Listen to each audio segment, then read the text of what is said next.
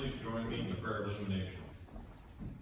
O living God, by the power of your Spirit, help us to hear your holy word today, that we may understand, that we may believe, that we may follow in faithfulness and obedience, seeking your honor and glory through Jesus Christ. Amen. Now I'm going to turn it over to Gary.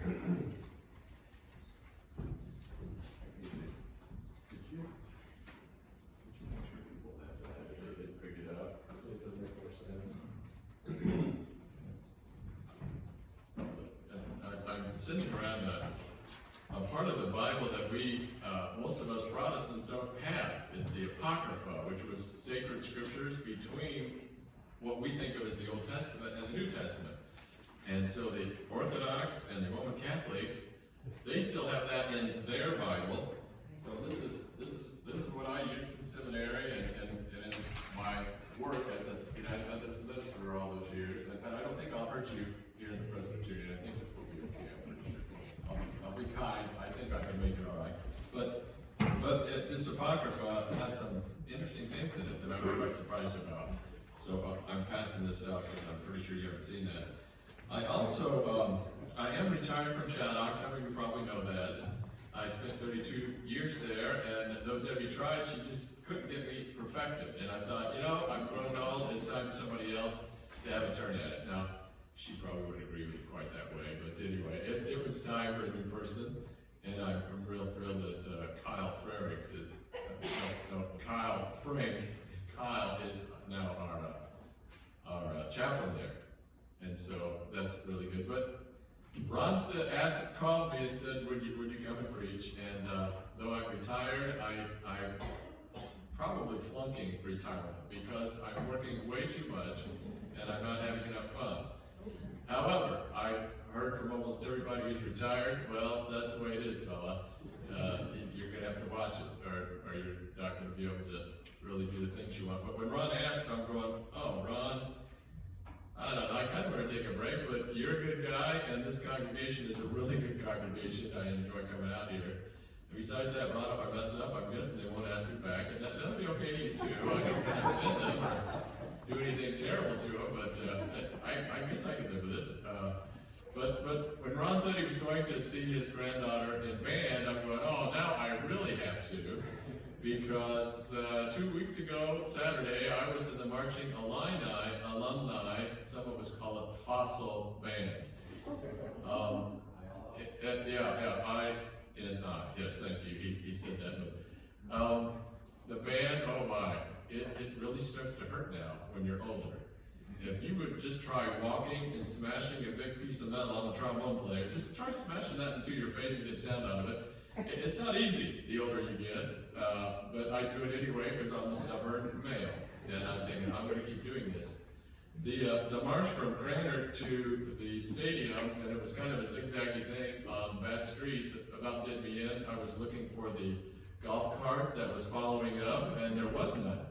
So I'm thinking, I'm going to have to keep marching because I'll have to walk back anyway to the stadium. But anyway, when he said it was his granddaughter, I'm thinking, bands are good. There's a lot of good life lessons you can learn by working together with another group of people. And it's just a good thing. So I said, I'll come. But what I did tell Ron was, I'm going to use a sermon, just most of it, maybe a few adaptations from a sermon I gave at Vermont Street on August 29th. Being a children's home chaplain, I really didn't spend a lot of time crafting adult-like sermons. So it takes me a long time to put a sermon together. Probably I spend way more than necessary. It's quite an efficient time. As my wife knows, I don't always stay on task, so that makes it go a lot longer. But anyway, I'm going to adapt from that sermon that I wrote then, and I think it's still relevant. But the title of the sermon, you'll see it at the top of the little handout, and that is Good News, God is for science and wisdom and healing. I don't know if some of you are as frustrated as I when I hear people trying to completely separate science from faith or God and just separate them completely. It's just not what I believe. I believe God created it all, and science is the way to, kind of understand all of these things about God and God's creation. But not everybody sees it that way. And I just thought, well, let's take a look at some of these issues. And certainly, if you're like my family, not everybody agrees on a lot of the certain things that are going on in our culture right now regarding science and faith and healing, especially the COVID issues. Not everybody agrees, and it's certainly found that true in my family as well. And it's causing some challenges, but I just still have to proclaim this good news. And that good news is that God really is for all of these, science and wisdom and healing together. So I'm going to give it a try here, see what happens. Again, I guess that's the exit if any of you want to start to throw things, but I've been told that none of you are acting out children, right? So I won't have to worry. He's okay because he's closest here. I do know Dan. Right, watch out there. I do know Dan from some other musical events here in town, so it's really good to see him as well. One of the things that I thought might be interesting, Valerie, and she's here, my patient and long-suffering wife, most of the time she's patient anyway, she grew up in the Greek Orthodox Church. You might not tell that. She's definitely a Greek American if you look at her. And the worship there begins with a blessing and appeal for peace from God, for salvation for the whole world, and for the well-being of the holy churches of God, and for the union of all people. And as the Bible is brought forward and raised up, the priest states, "Wisdom, let us stand."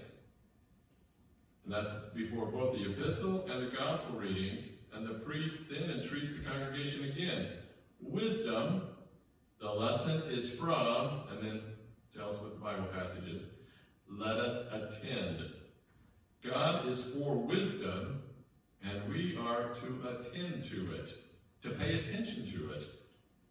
My dear wife wishes I would start each day with a call for wisdom, and especially a call to act in a wise way. But I think you can probably guess that does not happen, does it? We're not going to go into that here. It doesn't always happen.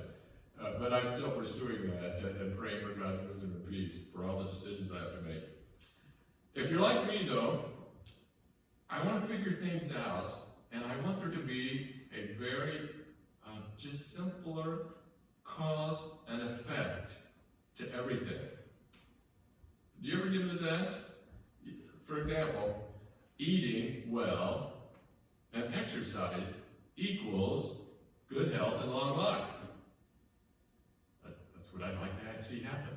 Does that always happen? Oh no. Do we see people that don't eat well and don't exercise have a long life and are healthy? Yeah, we do. It's confusing. How about one of the ones, this is moving in a little bit in the right direction, I guess. Don't smoke, and you won't get lung cancer. And yet, we all know, again, the exceptions. People who have never smoked at all get lung cancer. People who smoke like crazy live to be 90-some years old. It's hard to understand some of these things. A person of strong faith equals a life with only just a few problems, but everything's going to work out in a way. Now, a couple months ago, I heard a statistic from the Missouri Highway Patrol, and this relates to another one of those kind of cause and effect.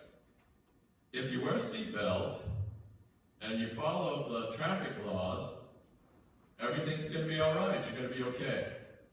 But we know that's not the case.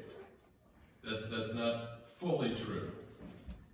And I heard these statistics. Of all the fatalities in the state of Missouri over the last year, and I believe that would have been quoted in about the second week of August is when I read that fact, 81% were not wearing a seatbelt who had died. And I'm going, how could you do that to yourself, for one, but your loved ones? How could you not at least try wearing a seatbelt? Because such a high percentage of those who died, 81%, that they didn't make it. Now Now the 19, you're going, oh goodness, I'm sorry to hear that. You took precautions and you wore seatbelts, but you still did perish, and we're quite sad about that. But it's still amazing. My belief system tells me God is constantly informing the scientific, automotive, engineering community on better ways to keep people safe. But people have to apply wisdom to discern what is best. Now, one example, movies and TV shows that show cars blowing up instantly are really kind of false and dramatic.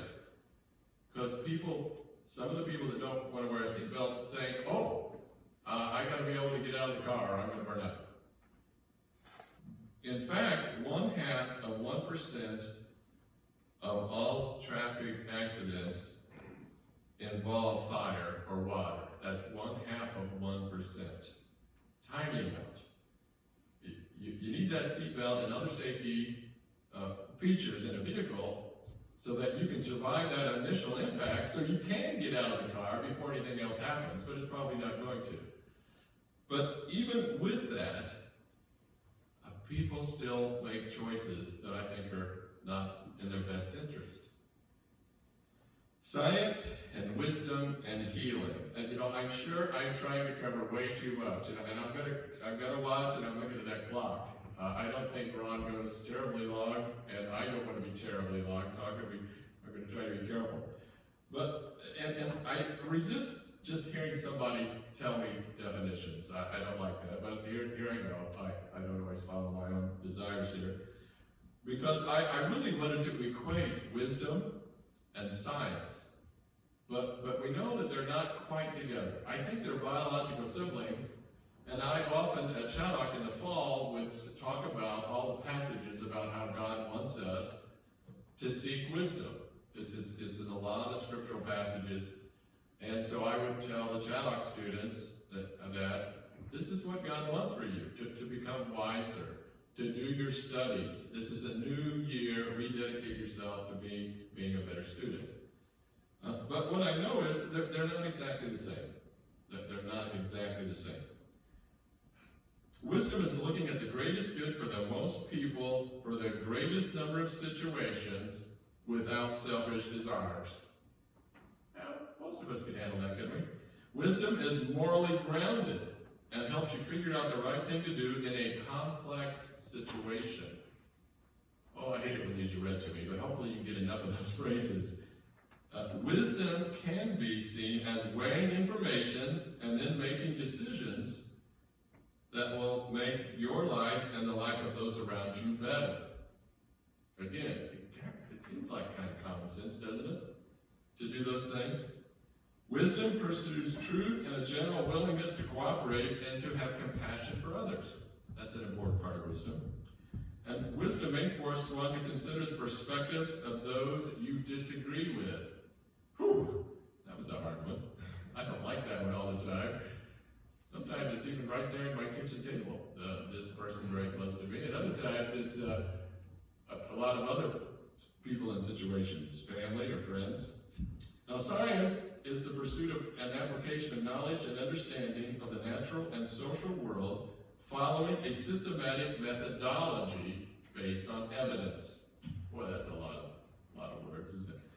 Knowledge and understanding of the natural world following systematic methodology based on evidence. Scientific methodology includes the following: evidence, experiment, and/or observation as benchmarks for testing an hypothesis. You come up with an idea on what you want to either prove or disprove, or you might want to just try and figure it out completely.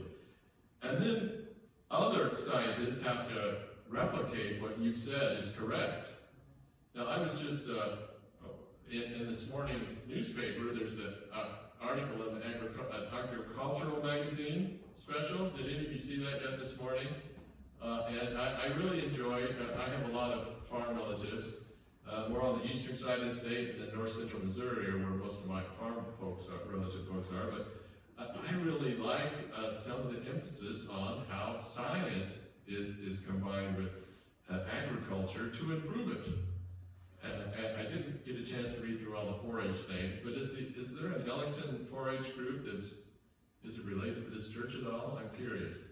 It's not related. Not really. They have meetings They have meetings, they go, okay, well, I was curious about that. Well, I couldn't read all the prizes, but still, I was seeing that, and I like the way science can get tied into that. But I also think that wisdom is how we discern this science and apply it. It's another way to look at what wisdom can be. Now, I want you to think of common figures that are considered wise. How about Yoda, right? From Star Wars, I think. Now, the Dalai Lama and Desmond Tutu, different religions, but definitely wise, compassionate people. How about wise old owl who knows Pooh Bear, right? We read about wise old owl. But still, I think one of the best figures, Sheriff Andy Taylor from TV's Mayor Mayberry and the Andy Griffith Show. I mean, that guy, he could solve any of the messes that Barney got in, right? But he had that down-home wisdom that he applied in a very just and caring way. And that's part of that show, and I really like that part of it. But then, of course, at Vermont Street, I also had to do the children's circuit, which I'm glad I didn't have to do it here, so I wasn't, oh, she's in there, huh? I didn't want to take her job. But I did the song, The Wise One Built His House Upon the Rock. Remember that song? Well, my own grandkids were in the congregation. They wouldn't even come up for me to do that song and act out the song for the children's sermon, which, of course, made the congregation laugh all the more because they wouldn't. But I went ahead and did the actions, and it was quite funny because the age group was very similar to yours, and I tell you, all those folks remembered that, and they knew all the actions and everything. But isn't that one of the more famous ones about you build your house on the rock, not on sand? But one of the figures that I remember in this Judeo-Christian tradition is King Solomon. He's the wisest of all. And he asked only for wisdom, but then received more. And it ended up being in a dream. He didn't ask for riches and fame and power. He asked for wisdom. And so God granted that to him. The scripture that I think of, that we think of probably the most, is from 1 Kings chapter 3, verses 16 to 28, and I'll summarize that here. You remember that? It's almost a cruel example of determining who the real mother was. You remember that story? Two prostitutes living together have babies. One mother's child dies, and she then switches the babies around while the other mother sleeps. The real mom cries out for justice and the return of her baby. She recognizes that the baby that she switched is not hers. The case goes before King Solomon. King Solomon has a solution for determining who the real mother of the live baby is. Bring the child, let's cut it in half. Wait, don't do it, becomes the quote of the real mom. The king wisely figures out who the real mother is, and the real mother and child are reunited. Do you remember that story? I mean, I'm trying to think of it. When I was a young child and hearing that, what did I do with the prostitute thing? I'm not sure if we went over that part. Maybe that was glossed over. But even on the surface, this just sounds cruel. You're trying to cut into, oh goodness. That just almost too much. I mean, I'm a mandated reporter working in child care all these years. Solid, you've been in trouble, fella, I'm telling you. I would have to call the authorities on that one, threatening to cut a baby in two. But we remember that story as a wise king. And I'm skeptical because I'm thinking, I don't trust that other mother. She just might say, oh yeah, oh it's my baby, I want that baby, so it's that. No, but anyway, we won't go that. Anyway, he was wise. But Solomon later married many foreign wives. And what was the trickiest about that was not that they were foreign, but they brought their foreign religions with them. And they kept practicing their religions, and they would even teach their own offspring those religions. So that kind of caused some trouble. He also, and this is the part that we probably don't read much, Solomon conscripted or enslaved his people to work on his many building projects. Solomon decreed, work for my public works for 1 month and return to your home for 2 months. Do you remember that part of Solomon's reign? To me, that was not very wise. How many of you would like to give that much to the king or the government, that higher percentage of your profits, your work? But that's what he did. Now Solomon may have accomplished a lot and been in power a long time, but his successors didn't last long. Solomon showed us what is far too true with most human beings. That is, we can apply wisdom to others, but don't try to make us be consistent when applying wisdom to our own lives. I'm not the only one that falls in that category, am I? All right, I'm sure I'm not. I won't point anybody out, though. I read an article in a Science and Wisdom article by Igor Grossman from the University of Chicago, and they kind of came up with a way to prove that fact. Igor and his colleague Ethan Cross invited persons in a monogamous romantic relationship to come to their lab, and randomly they assigned them to two groups. Okay, so you've got, these are people, either they're married or have been together a long time, but they're together, just two, and they don't cheat on one another. One group reflected on a situation in which their partner admits being unfaithful. Another group reflected on a similar situation, but this time it's a close friend who's experienced an unfaithful partner. When they assessed the participants' ability to recognize the limits of their knowledge, consider diverse viewpoints, or find effective ways to allow the situation to unfold, there was quite a difference.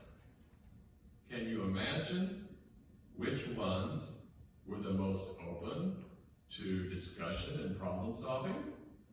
Do you think for 1 minute it was the ones whose own spouses or significant others cheated on them? No! We're going to get we're not putting up with that.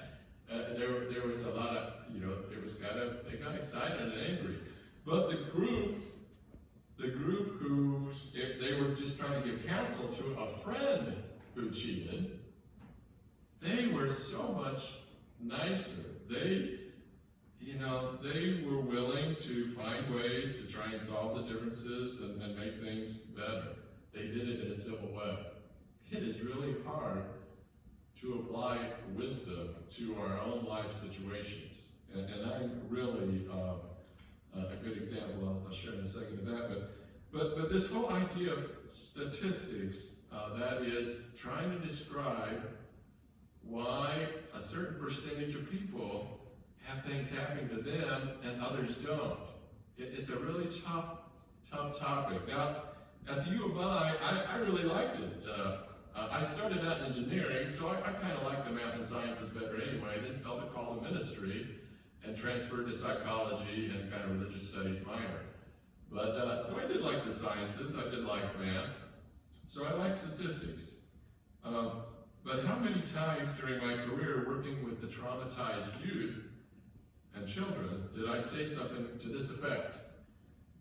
All right, now if you eat well, if you exercise well, if you treat others well, if you learn all that you can and work hard on your lives, do what the medical professionals advise, if you do all these things, you will be more likely, I would underline that, you would be more likely to have a better life. Now you can imagine their response, can't you? Oh my. They would come up with many examples why my words just were not true.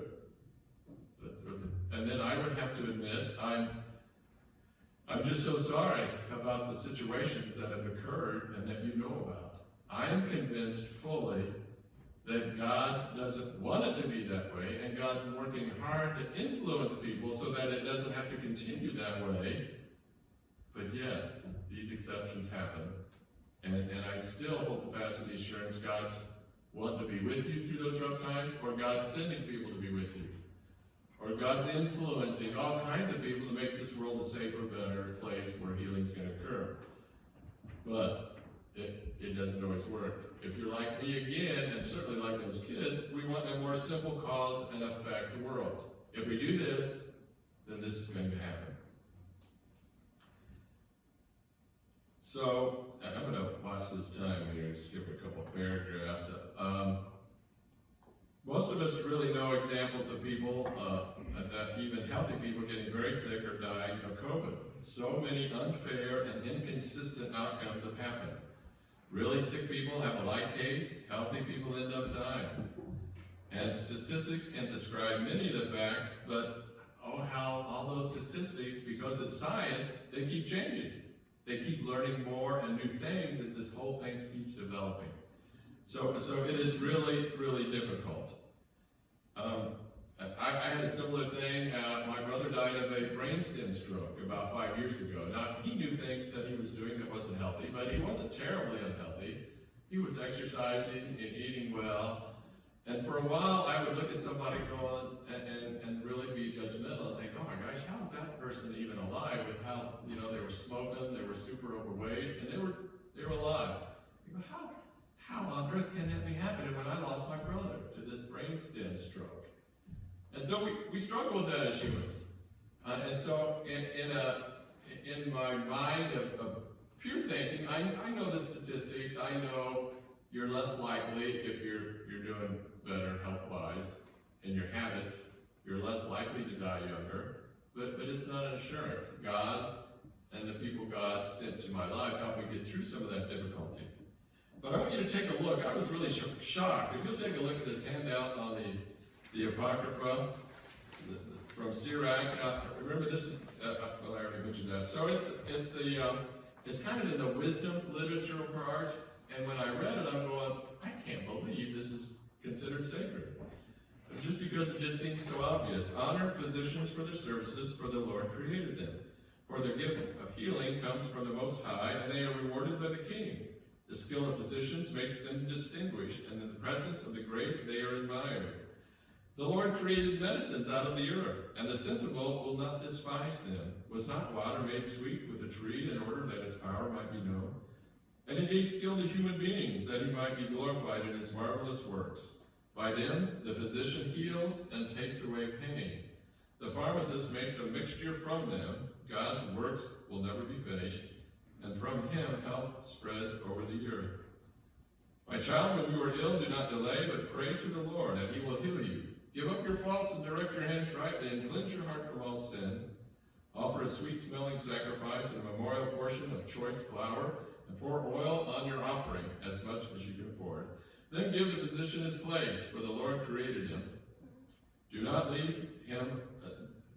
let him leave you, for you need him. There may come a time when recovery lies in the hands of physicians, where they too pray to the Lord, that he grant them success in diagnosis and in healing for the sake of preserving life. He who sins against the Maker will be defiant toward the physician. And again, in this whole passage, I think we see how both, again, science and faith, you're called upon to honor the physician, the pharmacist, but also you're to pray to God. And back then, of course, that meant giving offerings, but we're to do those things that'll bring faith into this. How many times have you prayed like I have?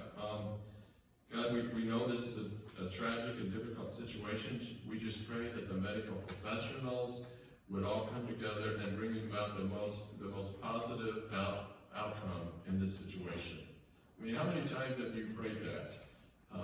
When I face people where I know the diagnosis is horrific, I still will pray that prayer, hoping that somehow God would bring some sort of healing. If it's not a physical healing, which of course is what I want, what we most all want, it would be other forms of healing of the heart, or being able to transition and say goodbye, a lot of those things. It's the tough stuff.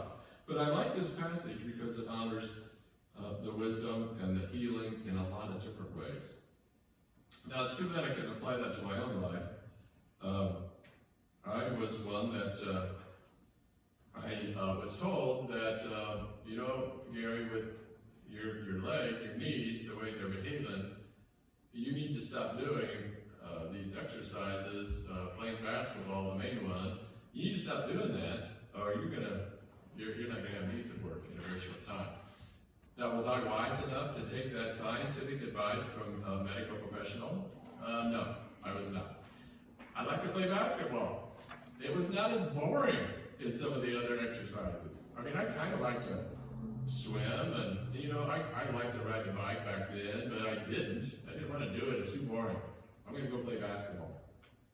And what happened? I kind of had to make a shift from using my wisdom on how to exercise to just when am I going to get these knees replaced, and who's going to do it, and how am I going to pay for it? So my wisdom had to switch because I was too stubborn to be wise at the right times in my life. But I do thank God that, let me see, that was at about 17, I think. Yeah, 17 for the two knees and 19 for the ankle. Replaced joints, that now I can walk fine. I think it's both God and the medical professionals, but I can also ride a bike 12 miles a day. I'm doing pretty well. I like being able to walk without pain, but the application of my choices and wisdom to the actual just wasn't quite there. One of the things that I've been most excited about, I better wipe this up in about 3 or 4. I should do that because we still have prayers and another hymn, don't we?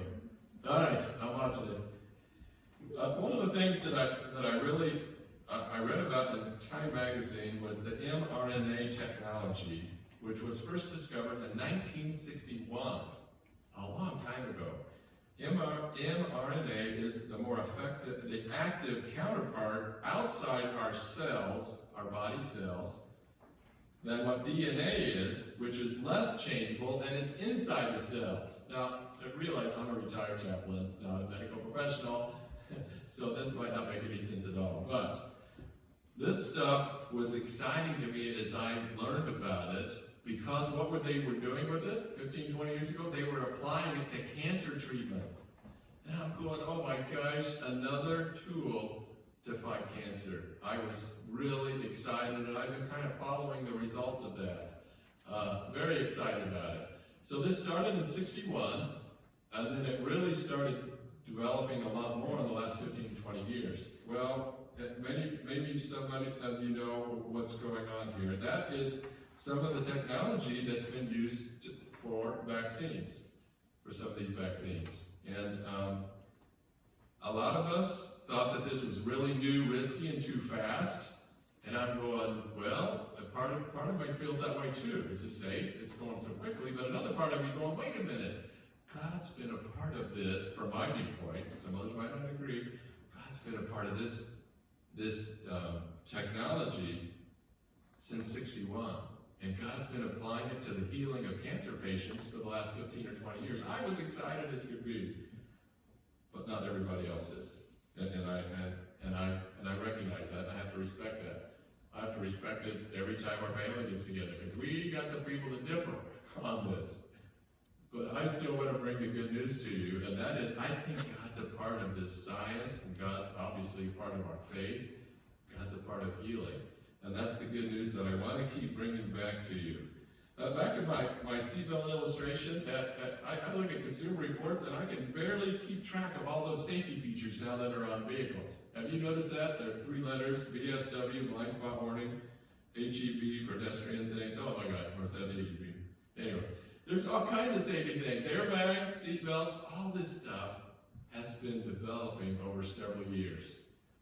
Now, do any of you say, look, I've heard of somebody who died who has all those features on their car, and they use a seatbelt and they died, so I'm never going to use any of those features anymore. I'm going to make sure to find a car that has none of those.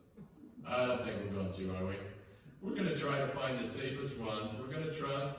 Now, I'm fully recognizing all automotive engineers are not in our Judeo-Christian tradition, and they don't all say their prayers in the morning before they go to work. But I'm still convinced that God influences and helps make that a better thing. So I'm going to just kind of summarize it up. I want us to keep remembering this good news, that God is influencing our improvements on how humans treat one another. But we've got to apply wisdom to that. And it's hard. It's really hard to know which science might be the most effective and the best for us. But we have to hear the good news over and over that God's wanting us to find the best way, the best route, whatever that might be, and to not give up on it. continue to look for the ways that we can become more wise. And most of that, I believe, from the fact that we are created in God's image. Genesis 1:27, male and female, God created us in God's image. In Psalm 8, we humans are made only a little lower than God. So we are co-creators with God to make this a better world. You know, the kingdom of heaven being ushered in right now on earth for the future, that's what we humans are about. So that's the good news that I want us to do, to think on this day. If any of you lacks wisdom, you should ask God, who gives generously to all without finding fault, and it will be given you. From James 1:5. Who is wise and understanding among you? Let them show it by their good life, by deeds done, and the humility that comes from wisdom. So, all these blessings I'm hoping to send your way to know that God's with us. God is a part of science, and God's a part of our faith, and God's a part of our healing. Let's pray. God, we give you thanks for your presence. We give you thanks that you give us minds, and you give us wisdom, and you give us so many abilities. Bless all of our efforts, God, that we might follow what you would want us to do. Amen. And now we're going to sing the